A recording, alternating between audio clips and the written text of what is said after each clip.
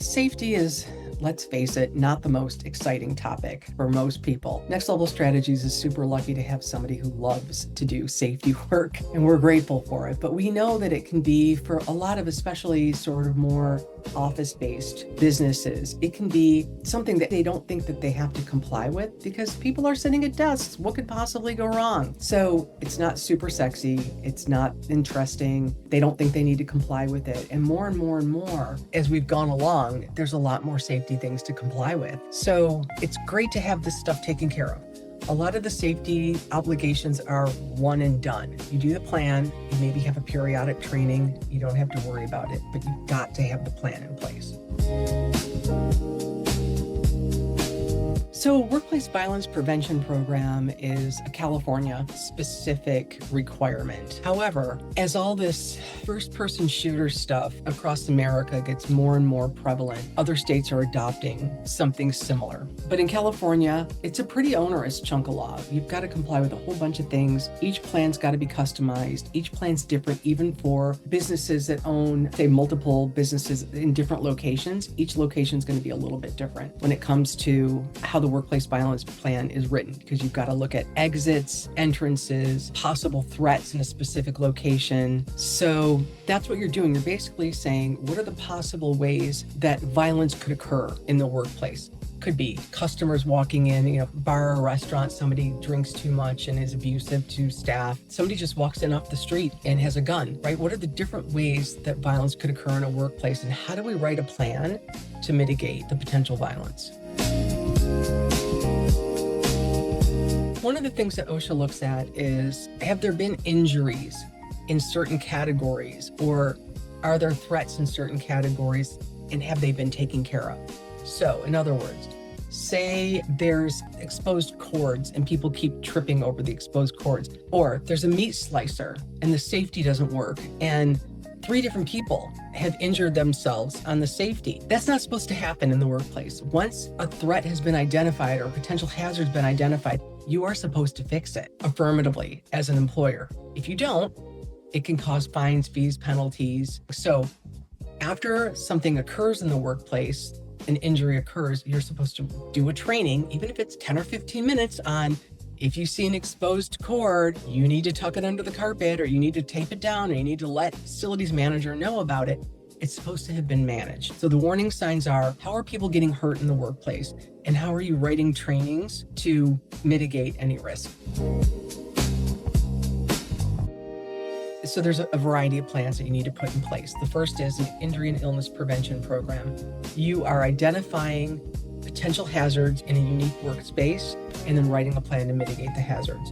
That could be flights of stairs, that could be open flame, that could be hazardous chemicals, that could be potentially violent customers, right? Anything that could be a potential hazard in the workplace, and what's the plan to keep people safe?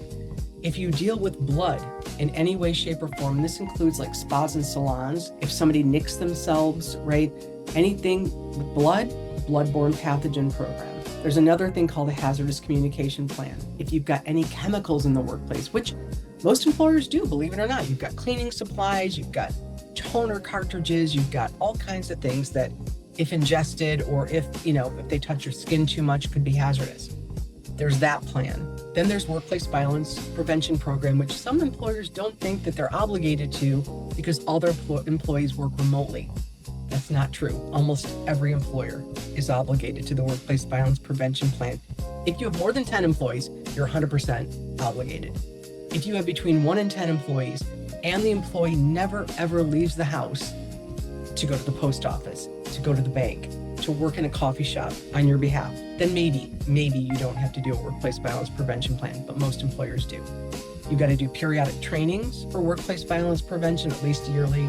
You've got to do periodic training for illness and injury prevention programs. There's no definition, it just says periodically, but certainly after there's an injury. The 5th thing that's become far more prevalent in the last year or so is heat illness prevention plan. So outdoor heat illness has been around for quite some time.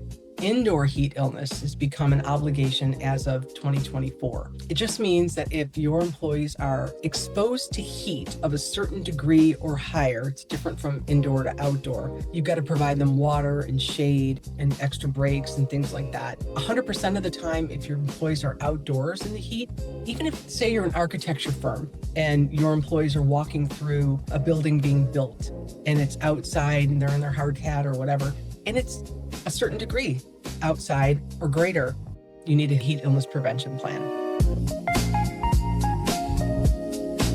Safety policies protect the business as well as the employees. I mean, we want to have a workplace where people are safe. They're not getting hurt, keeps your workers' comp claims down, right? But just from a morale standpoint, if you've got that meat slicer and people keep cutting themselves on the same meat slicer, surely they're going to think to themselves, what the heck is my employer doing? And why don't they fix this? Why do I keep getting hurt on it? Right? Not only is it an OSHA violation, but it's a morale killer as well. Not having an illness and injury prevention program, for instance, is the #1 citation for Cal OSHA. The first thing that happens in the workplace that goes wrong, people get hurt, OSHA is going to show up and ask you for your IIPP. So you've got to have that, got to be written in the right way. You can download a rough shell probably from the internet, but it's got to be customized to your unique workplace. So having great and robust safety plans protects the employer, the employee, morale, workers' comp claims, overall safety and well-being of your employees. Don't wait for a crisis or for a safety violation or for someone to get hurt at work. We can help you design the illness and injury prevention program, a bloodborne pathogens plan, your outdoor or indoor heat illness prevention plan, workplace violence, and the hazardous communication plan. We have an OSHA certified safety consultant on staff, and she's happy to help you with any of these needs.